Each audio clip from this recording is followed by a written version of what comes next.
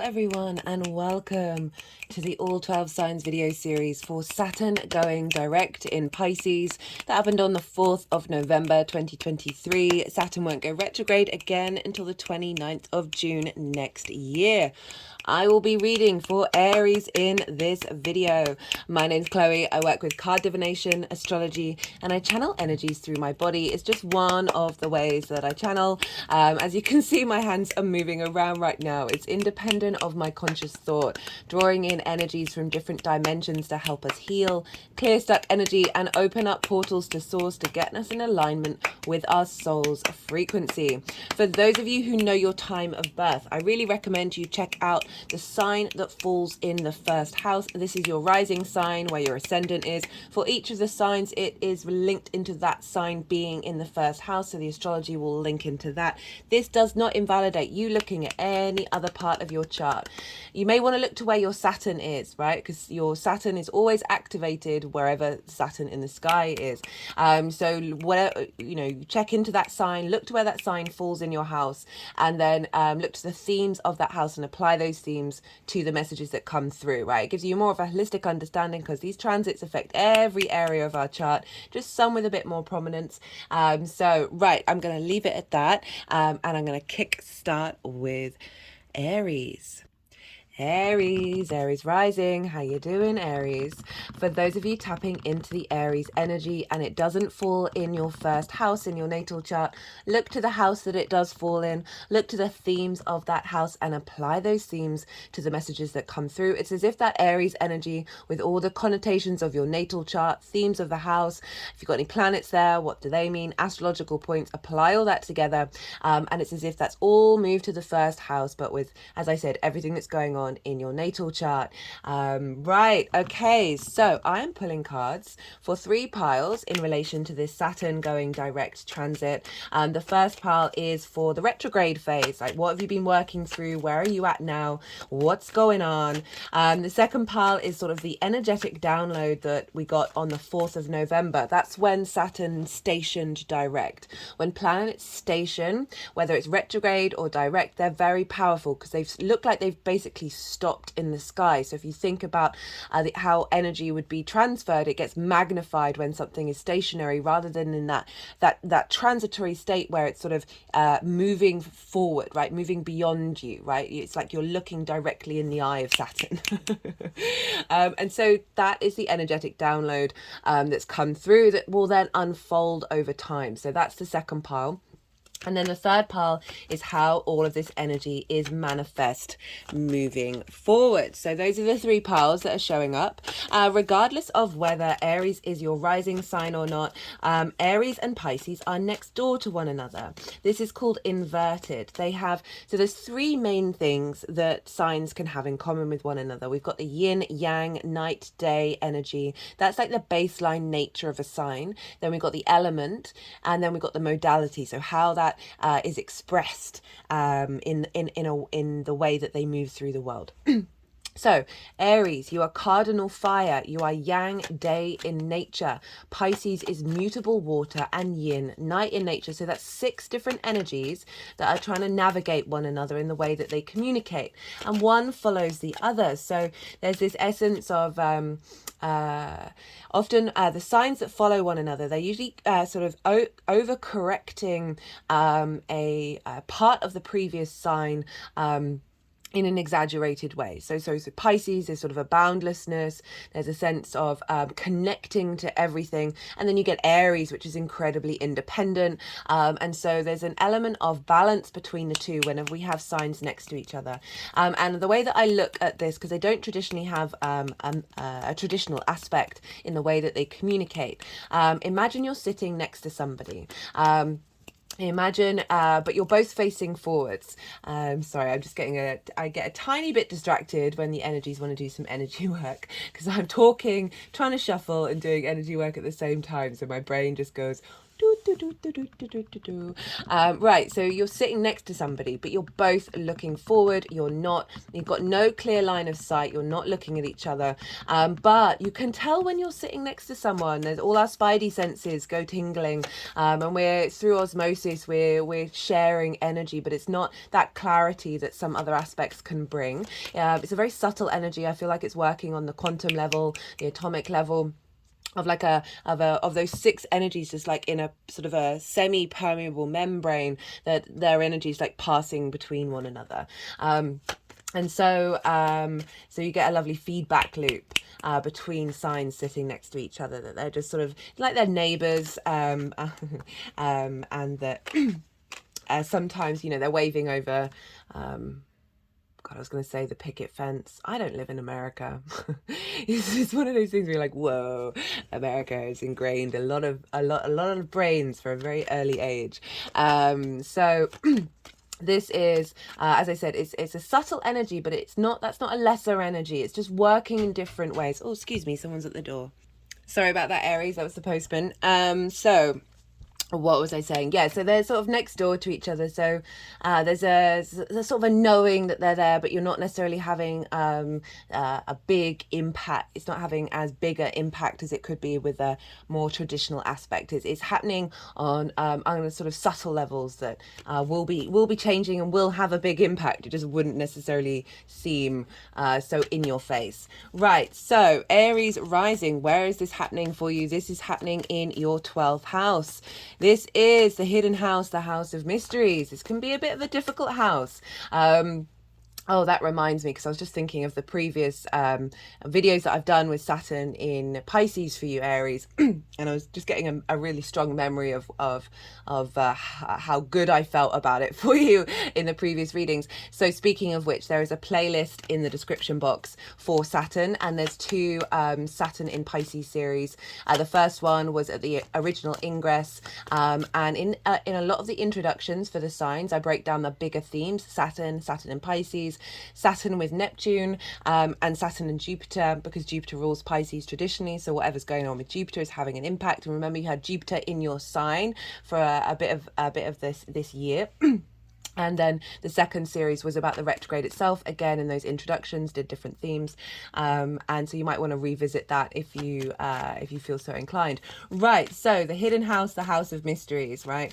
This is sort of like the constructs of who we are, the mental constructs of who we are, and there can be a lot of mental issues in the 12th house. Right. This can be anxiety, depression, all sorts of things, and these stem, you know, more often than not, they stem from trauma responses and limiting beliefs from this lifetime, from, in my opinion, previous lifetimes, ancestral stuff, collective stuff, right? We're carrying a lot of weight on our shoulders, guys, right?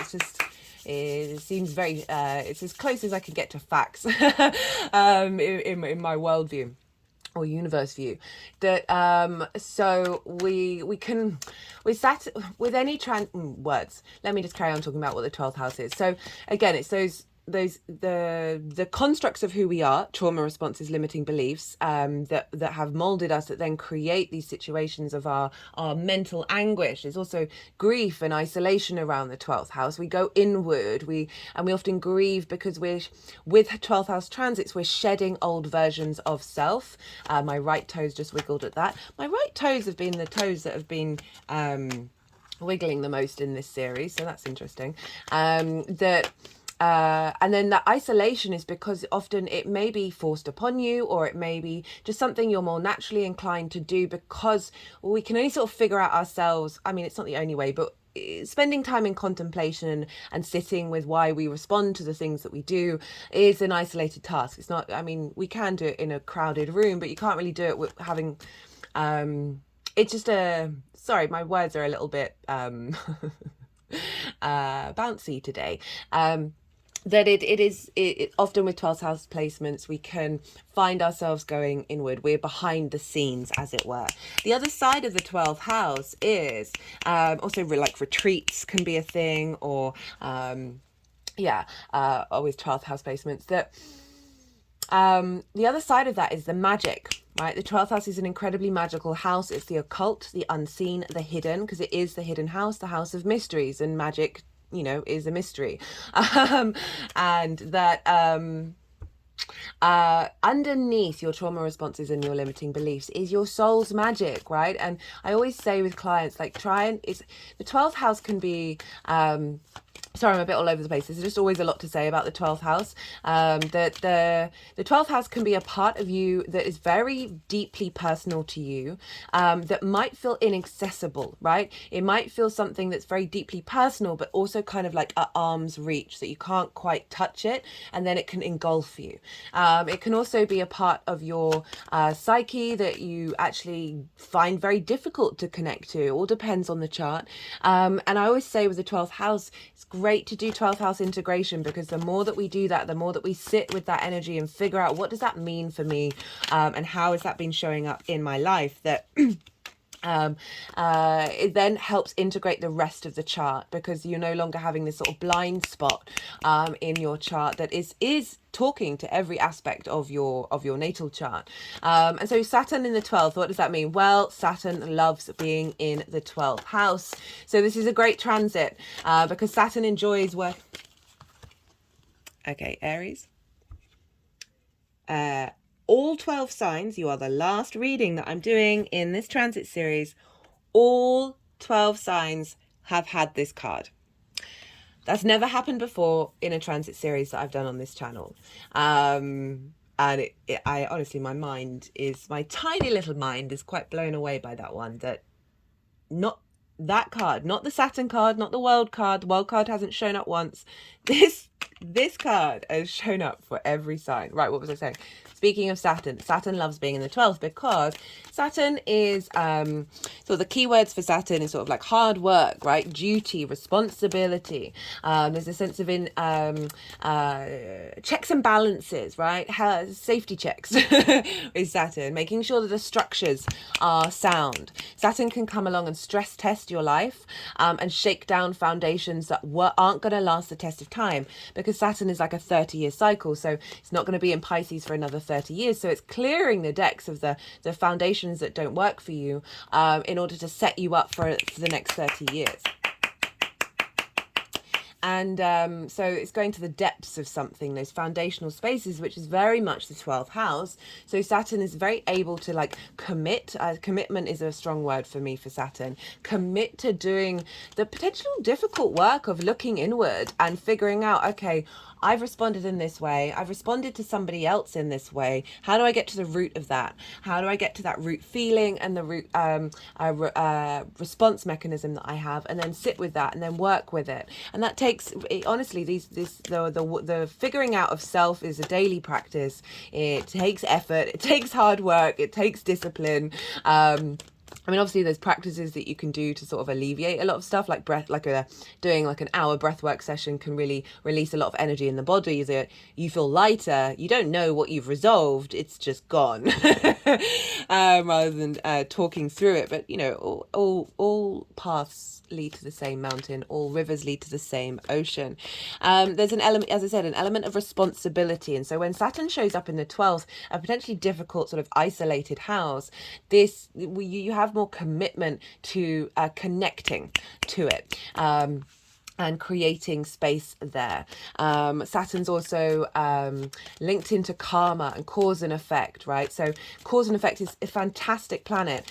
Saturn being in the 12th is a fantastic planet, because you can figure out the cause and effect of why these things have shown up, right? Why, and also if if you don't have that many trauma responses or limiting beliefs, congratulations. But if you don't, it's tapping more into that magic side of it. Saturn's good with the occult. It's the darkest visible planet to the naked eye. There's an element of being hidden, of going inward, of that invisible space, that Saturn's really good activating and putting in the discipline of you connecting to that magic as well.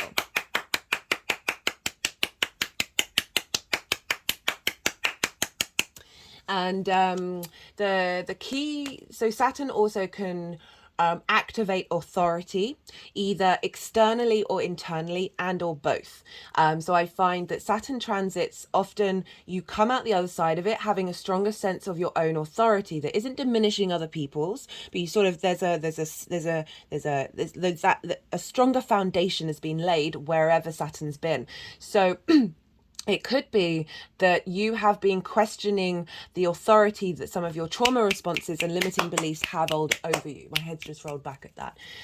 And also finding your own authority around the magic that you have, right? I feel like it's a two-pronged effect. It can also be externally, that authority can come in that helps you question your authority, and you come out the other side going, well, no, actually, no, this is my foundational space that I can have a great confidence in expressing myself in a way that emits authority. And I don't mean that in a bad way, although sometimes Saturn can create situations that feel very heavy, that authority is like impinged on you. You may be going through, with this retrograde as well, right? So the direct words, so much to say.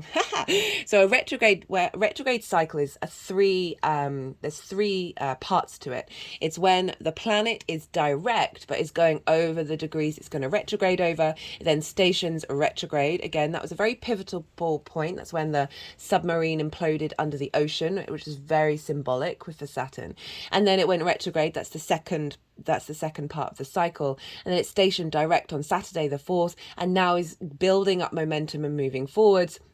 And this is going to take us to the 7th of February.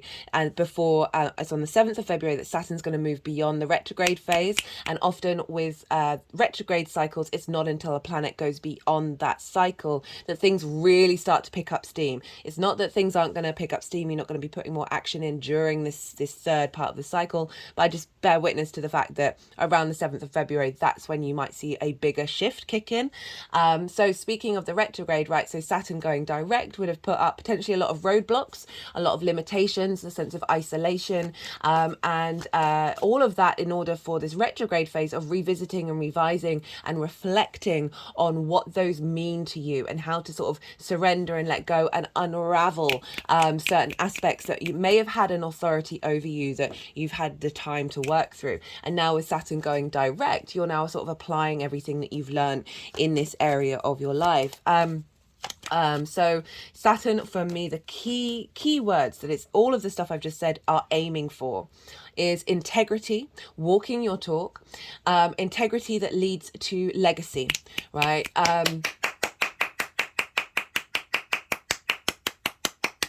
So what Saturn's trying to achieve in your 12th house is for you to expand your deeper understanding of your internal legacy that isn't clouded by other people's ideas, other people's spells, words are spells and things that have been said to us can often frame our unconscious mind, and then we later on in life then act out on it and we think it's to do with us, and it's got nothing to do with us. Same with ancestral stuff that you may be holding on to, as well as past life stuff. Saturn is very karmic, especially in the sign of Pisces, of clearing out contracts that have got you to this point but now are no longer serving your legacy or your integrity. And it's a real deep dive into mental health, just in general in Pisces, and addiction and things around that nature. So I think I stressed it in the previous retrograde video, but obviously be very mindful, have a lot of compassion and a lot of forgiveness for who you are and why you are, and let that Saturn can be really heavy. I certainly noticed in the lead up to Saturn stationing direct that energetically, hello Aries, that energetically I felt incredibly heavy. And I felt it just slowed me down. It wasn't a negative heaviness, but it certainly, everything just, there was a weight to it. And then when Saturn went direct on Saturday, it lifted. It's not completely gone, but it's definitely, a lot of that has lifted. So I'm just saying, with the 12th house transit, even though it is genuinely, traditionally, Saturn's favorite house to be in. So it's really comfortable being there, and it's very supportive being in the 12th. So you've got, even though it's, the 12th house, and that can be difficult. It is being supported by Saturn in its favorite landscape. So because we're dealing with Pisces, we want to look to where Jupiter is, because Jupiter traditionally rules Pisces. And so wherever Jupiter is, whatever's going on with the ruler of a sign is impacting the signs that it rules. So Jupiter is over in Taurus, which for you is in your second house of your resources. How do you value yourself? Most importantly, that's the core part. What things do you value? How do you it's also your regular income. It's how you manifest and the skills that you have in order to bring resources into your life. But that key point about how do you value yourself, I've also done a Jupiter in Taurus transit series if you want to check that one out as well. That Jupiter moving through the through the second can, I think I mentioned this in its transit series, can mean you might be spending a bit more money. But just if we look at the side of Jupiter representing sort of the wisdom side of it, this confidence, this innate sense of knowing and expansion of self, Jupiter in the 12th can be leveling up your understanding of your own innate value, and really allowing you to tap in to the skills and the tools that you have in order to bring resources into your life, an expansion in your manifestation ability, and a sort of a real sense of opportunities and luck perhaps coming your way a little bit. Maybe not so much at the moment because Jupiter is currently retrograde. It'll go direct at the end of the month. And when Jupiter's retrograde, it's more an inner questioning, right? Jupiter can bring about tests of faith, whereas Saturn's more tests of commitment. And so all of this is sort of navigating this open space of creating a sense of wisdom and maturity with these two planets. They're the last visible planets for the naked eye, and they have a longer term cycle. Much longer than Mars, which is the next planet along. Jupiter's 12 years, Saturn's 30 years. And so they're in cahoots with one another at the moment. Not only is Jupiter ruling Pisces and so having an effect on Saturn, Jupiter's in the sign of Taurus and Pisces sextile one another. This is an aspect of Venus. Venus wants to bring harmony, love, appreciation, creativity. So essentially Jupiter and Saturn are getting along with one another. They value each other's story and journey, and they're working together. They're brainstorming together. They're getting creative of this expansion of wisdom of Jupiter in your second house, impacting the lessons that are being learned with Saturn moving through the 12th of like trauma responses or limiting beliefs blocking your sense of value, as well as that activation of the strengthening of your magic. I believe we're all channelers, all healers, all intuitives, but it comes out in unique ways for absolutely everybody. That Saturn and Jupiter are saying, hey, let's both clear the decks and then create space for the magic to come through that then can enhance your sense of value and enhance the skills and resources that you have in order to bring value into your life, bring nourishment and sustenance. So that's a really beautiful set of combination of houses that are working together. As I said, they are longer term cycles. Saturn is also leveling up your wherever Aquarius and Capricorn are, because Saturn traditionally rules those signs. You have Capricorn in the 10th house, life purpose, career, reputation, how others see you. Aquarius is your 11th house of hopes and dreams, friends, groups and alliances, reaping the benefits from your 10th house. So Saturn's doing a number on your 12th, clearing the deck, creating space, clearing away limiting beliefs around your career, your life purpose, limiting beliefs around whether you can hope or dream and how can you activate them, limiting beliefs around who you are in groups and alliances. Are you connecting to the groups and alliances you need to be around? Are you reaping the benefits from your 10th house? And also then instilling magic into your ability to raise the vibrational frequency of those signs. You always want to look to the planet of the transit in your chart, right? So look to where Saturn is in your natal chart, look to the house that it's in, the themes of that house, and see if those themes are cropping up and have done since March. Because that Saturn is the same Saturn that's in the sky, so it's getting activated. So that will make it a little bit more personal for you in this reading, that sort of can bring in a depth of understanding of where you're at. With this direct motion, we're obviously moving forward. We're implementing a lot of the potential difficulties and roadblocks that you've been navigating, and then coming out the other side and realizing half of them may not have even mattered. They don't even matter anymore. And that's because you've done the work and you've released them. Speaking, going back to the retrograde cycle, and I said the 7th of February, I'm going to put all the dates in the description boxes. On the 7th of February, Jupiter is direct, Saturn's direct, and they are nearly exactly sextile one another. So rather than a sextile by sign, which is the whole 30 degrees of each, Saturn's at about 7 degrees and 13 minutes of Pisces, and Jupiter's at 8 degrees and 1 minute. So they're just shy of a degree away from each other in a sextile. So they're the day Saturn moves into the new cycle, we've got this strong creative force, this the sense of love and of appreciation of self, in a deeper love of self, right? Self-love, definitely, with this combination then facilitates an opening up and a creating space of you being able to activate your operating from your integrity, from a very foundational space. It's opening up your legacy. Okay, so they've put the deck down, and so all the cards so far that have wanted to come out have come out.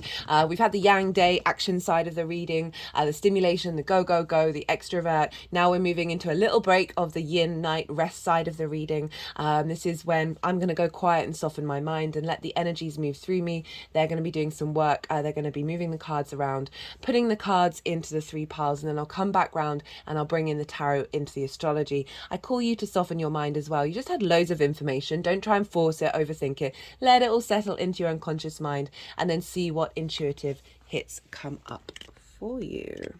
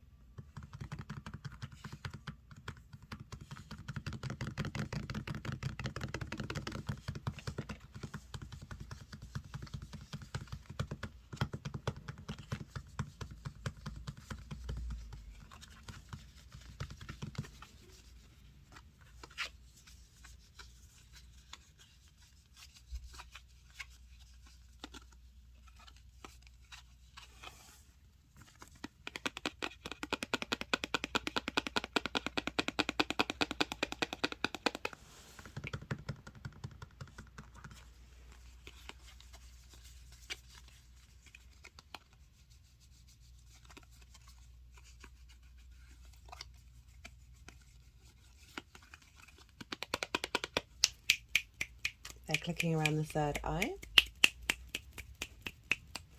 around the throat, back of the throat, back of the third eye crown, back to the front of the throat.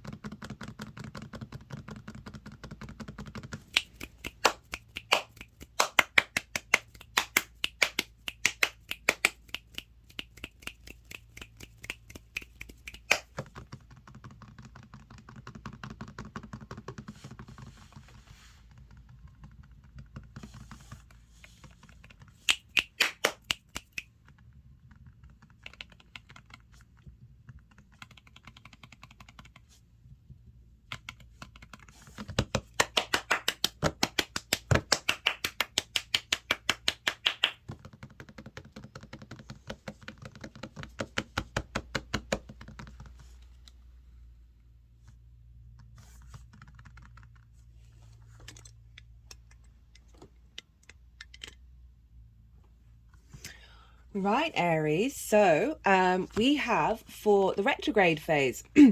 Love this combination of cards. We've got the Five of Pentacles, we've got the Three of Pentacles, and we've got the Six of Swords. Six of Swords has shown up quite a lot for people in this position, and it's really sort of marking this the fact that we've gone on a bit of a journey. We're sort of leaving this sort of rough these rocky waves, and we're heading to calmer waters. So we've got the Five of Pentacles. This is like feeling left out in the cold, not feeling supported, generally a sense of isolation, a sense of there's a sense of heaviness here, there's a sense of not finding any joy, there's a survival mode, right?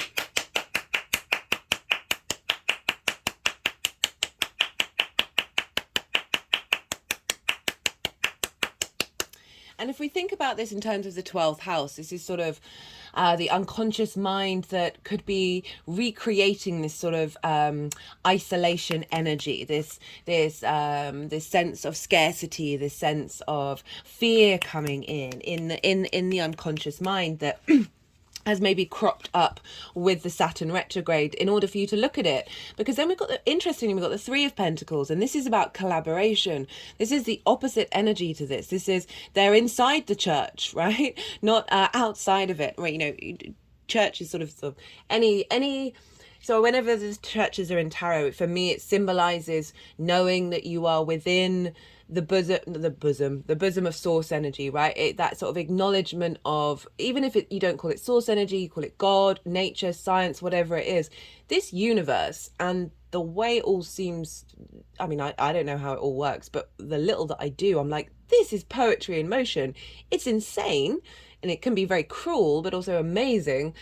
But objectively, it's just like beautiful, right? So it's those moments when you feel like you are inside of the thing rather than outside of the thing, and what I'm trying to get to. And what I love about this showing up, and it's just sort of highlighting the fact that Saturn loves being in the 12th, because this is about mastery, right? This figure has mastered what they do. They are then drawing towards them energies that have different skills that are all working together in order to create something beautiful and long lasting. And I just feel like this is you, Saturn, your unconscious mind, the magic that you have within you, sort of getting together, even if it's on an unconscious level, that's an interesting combination of words, that are getting together to work to sort of help transition from this scarcity on the outside to feeling like you're on the inside and you're working as a team with your unconscious mind, as a team with the magic that you have within you. Because it's about collaboration, right? So it's but also again that if you think about your unconscious space, your hidden self of moving from feeling isolated and not a part of it to being a part of it and creating something that is going to serve you in the long term. And it's come with the Six of Swords. So this is, you see the rocky waves, this figure, this sixes are very protected, and I think you've got two sixes. That sixes has been coming up a lot as well. Sixes, Ace of Pentacles, that this figure is being guided, is being protected by source to a new land, right? And the calmer waters. And they're only allowed to take a certain amount of things, which implies that a lot of baggage, a lot of nonsense has got left behind, but the really important root foundations are still there.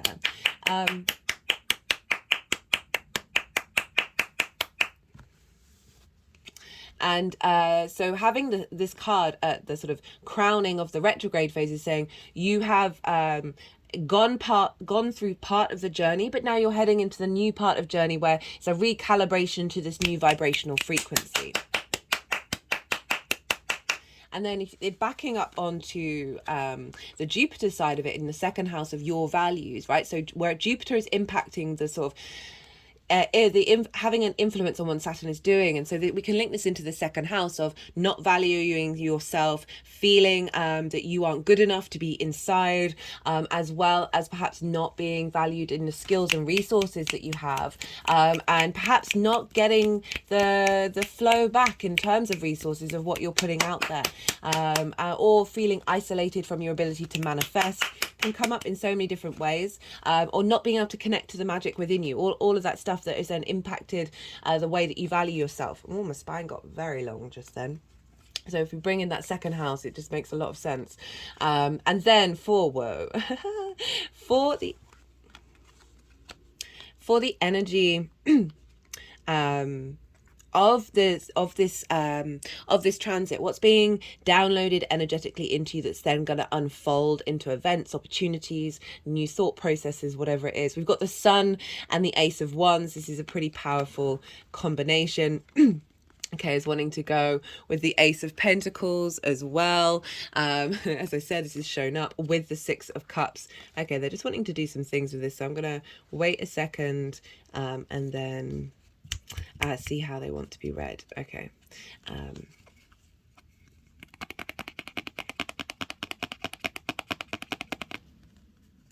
So it's coming up with the Six of Cups first.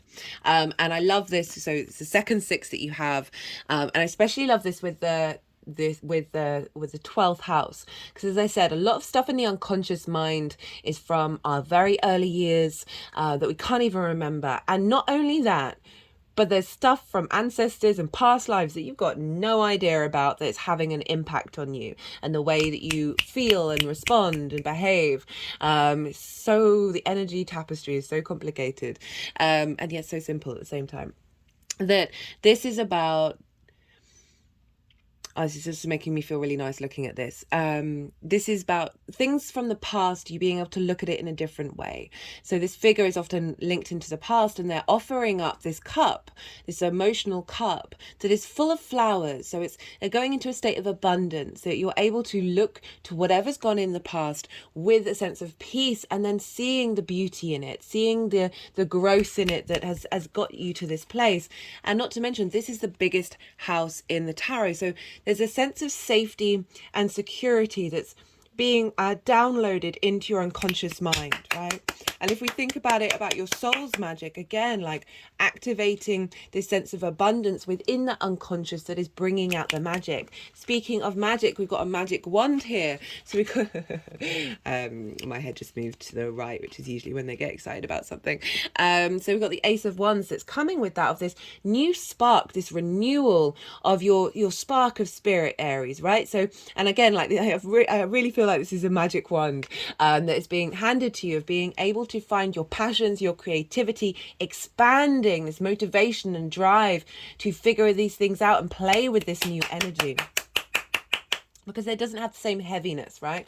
This is a clearing of the heaviness in your emotional body that causes us to respond in trigger ways from trauma and limiting beliefs that we have instilled in our unconscious mind.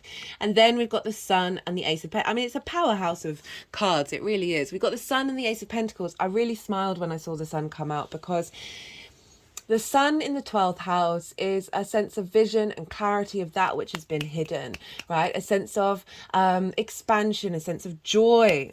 We've also got this child here as well, which is making me think about, you know, obviously I talked about between the ages 0 to 7, we're basically in meditation brain or hypnosis brain. We're in the theta brainwaves, and everything that's happening around us, we're downloading into our unconscious mind as being very personal, all about us. And then we get recreated. So the fact that we've got a child showing up saying this child is now no longer sort of feeling vulnerable or feeling left out in the cold. This child is basically on a horse having the best time. They've got flowers in their hair, and I always think about the sunflowers in this card, because sunflowers, it's so obvious that they are constantly in movement of drawing in the energy from the sun, drawing in the light, drawing in the clarity, the vision, the understanding, and the animation of self, right? So rather than that left out in the cold energy, there's a sense of enlightenment coming in.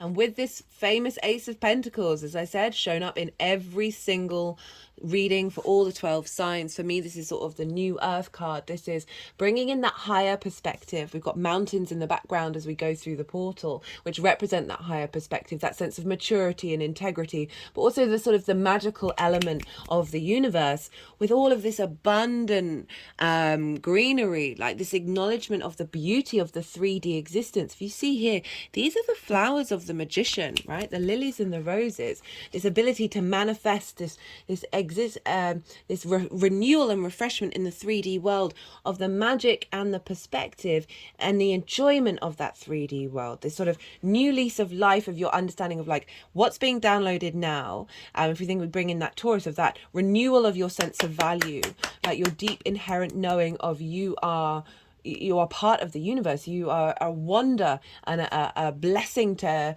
everything, right? This is just, it's just facts, even though we get it all twisted so often. That the Ace of Pentacles is showing up saying you're moving into this new dynamic where your internal space is liberating and opening up space. You know, Jupiter is expanding. Saturn is that maturity of bringing, finding structure in the magic of Pisces and being able to ground that in and give structure to it. That is then giving the sense of renewal of your 3D existence. That whatever may be, we're always going to have troubles. It's just we'll peel back the layers and they get more and more refined and refined and refined. But this is saying that the energy that's being downloaded is opening a lot of space. It just feels like there's a real softness to it and also a vitality to it as well. So for the energy manifesting moving forward, we've got the 8 of Wands and we've got the Emperor. We've got your card, Aries. The 8 of Wands is alignment. So rather than so moving, as I said, moving away from feeling separate from something, from isolated from something, your unconscious mind, your hidden place. There's now this element of alignment that you are in co-creation with your unconscious mind. You have a deeper understanding and you can understand why you are where you are with a great more level of sophistication that is facilitating, again, that release of some traumas and limiting beliefs, that's facilitating more energy to come in to get to be in alignment. When we're in alignment, we're in more flow. This is one of the fastest cards in the deck. This is about events happening around you that are that are about activating your alignments. But just in general, I'm getting this rather than perhaps sort of a chaos or a smokes and mirrors internal space, there just feels like things have slotted into place and things are more in collaboration with one another, and propelling you forward in a way that is acknowledging your inner sovereignty, right? The Emperor, your inner sovereignty, your inner divinity, the wisdom around the Emperor, of being confident, being able to make the actions that they need to make in order to not only flourish themselves, but for their surroundings to flourish, for the people around them. Those is walking with integrity, taking action on integrity. And also, if you think about the second house of whatever's been out of alignment is getting into an alignment, and there's a real sense of validation coming in with the Emperor of your inner value, and the more that you value yourself and you see the merit in the skills. But also with the Emperor's very good at going, well, we need to tweak that, we need to work on that, and having the maturity to be able to not hide from it and not feel separate from it, but know that you are a wonder, but we're also here to grow. So love that. Okay, right, I'm going to pull a tarot card as a sort of like a tool, a little helpful point to help work and navigate with this Saturn direct motion. What card for Aries, for Saturn going direct, is sort of a tool, a helpful guide to help facilitate and expand the energy that's been downloaded on their journey. What can help Aries with Saturn going direct? What do we want to say to Aries?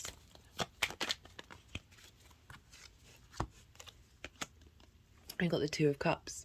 It's a really beautiful card for the 12th house, because this for me represents union, right? We've got the masculine, feminine spirit within us. It is completely fluid. It's not gender specific. And this is acknowledgement of all the different parts of yourself, your internal space. One of my journeys, I mean, I've always been kind of like this, but really acknowledging that you're a multifaceted, multidimensional being. And there is a simplicity within that when you acknowledge that you are all of those things at once at the same time, right? And not try and shame or resent or reject or isolate or abandon any parts of yourself, but find love, right? There's a respect here, there's honor, they're looking at each other in the eye, there's a dignity here, and there's also the caduceus, which is a symbol for healing. It's also the two snakes of the kundalini, of a lot of our blocked energy along our spine means our kundalini energy isn't rising, and we're spending time in these lifetimes to unravel that in order for that to fully embody that energy, that strength that goes up through your brain, right, up through your unconscious mind, and liberates a lot of things. They're just sort of tapping over the third eye. So this card for me feels like whenever you're in a moment where you feel separate from things that are going on inside your head, or you might be going through sort of, I mean, they could still have questioning, mental health, addiction issues, all of these things, bearing witness to the traumas that come up, and make sure that you're doing it honoring that trauma, but also honoring yourself at the same time. There's an element of engaging, but not going too into the depths of things that you get stuck there. There's a sort of a sense this is about healing rather than entrenching. We don't want to entrench those unconscious spaces. And realizing that love is the most powerful energy in order to help us move through this world, and it brings deep healing. And I'm just getting with that spirit card, so they just got my fingertips like inside the top of my eyeball, like underneath the eyebrow, underneath the bow. They're just sort of pushing in behind the eyes. My eyes are closed. That spirit above those two, it feels that there's a lot of protection to help you navigate this, that it's just calling you again to find balance, to honor the journey, but also honor the love and care that you need as well in order to navigate that and not get stuck in the quagmire. Okay, let's pull a clarifier. This is the first light tarot. Let's see what wants to come. We've got energy, we've got flow. So that's sort of backing up this, that it feels like there's some blockages that are being cleared, right? Yeah, I mean, that's all I really want to say on that one. That is, as I said, freeing up space perhaps to bring this in. So while you're sort of contemplating the fact that this direct motion is helping clear energy and bring about alignment, or focus bringing this in, right? You want to treat yourself in this way. You want to honor yourself. You want to love and treat yourself as well as be real with yourself, be the adult in the room with yourself, honor your journey in every way. Okay, let's get one more card from the First Light Tarot. And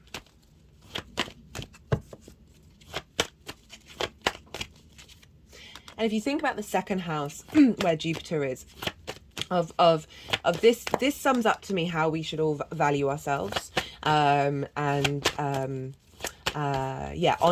who we are. It's especially because they're eye to eye, because it feels like they're able to have very truthful conversations, and honor what the other person's saying, or the other version of you, or whatever it is, and take things on board when you're sort of you're expanding and you're growing, and knowing that it comes from a place of love. And doing that to yourself is so important, of being both real and completely delusional with yourself, right? You know, in the best possible way.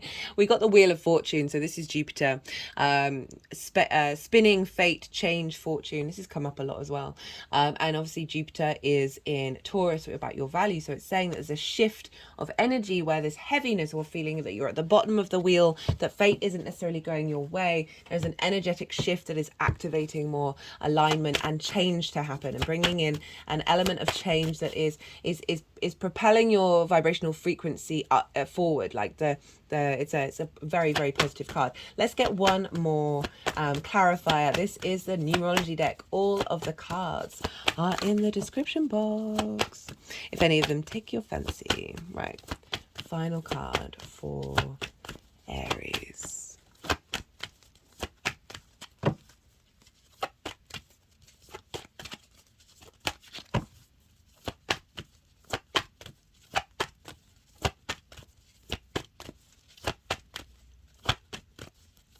Yeah, it's going to be ages until we get another sextile between Jupiter and Saturn.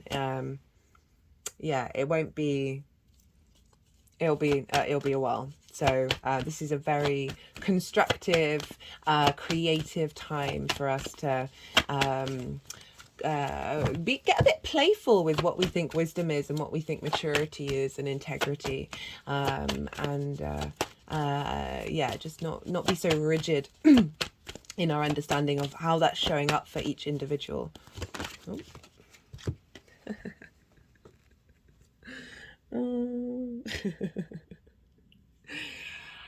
Oh, the way of the weird. So we've got individuality. I talked about a lot about how our unconscious mind is a lot of things that aren't to do with us. Just flat out, they just aren't, right? This is one of the journeys of understanding yourself as much as you can. When you peel back those layers, you're like, oh, that wasn't me. That had nothing to do with me. That doesn't even feel like mine anymore, but it felt like yours for so long. So we've got individuality there of really finding clarity and confidence in your expression of self, in having cleared out stuff in the 12th, as well as bringing in that magic, that way you express magic on an individual basis. Having Pisces in the 12th is very much about unconditional love and respect, and honoring the duality, honoring the light and the dark and the shades of grey, and being a Pisces is very fluky, very magical. They're like I always associate with like riddles and metaphors that you would never have thought of but make perfect sense, right? And being able to sort of liberate and bring perspective to people. So okay, I'm gonna leave it at that, Aries. I hope you enjoyed that reading, and if you did, don't forget to hit the like button. Got the King of Wands at the bottom of the deck, sort of implying this confidence moving forwards. Yeah, if you like, words. I'm gonna cut this, right? Be good to yourself, Aries. Be good to those around you, and most importantly, be well until we meet again.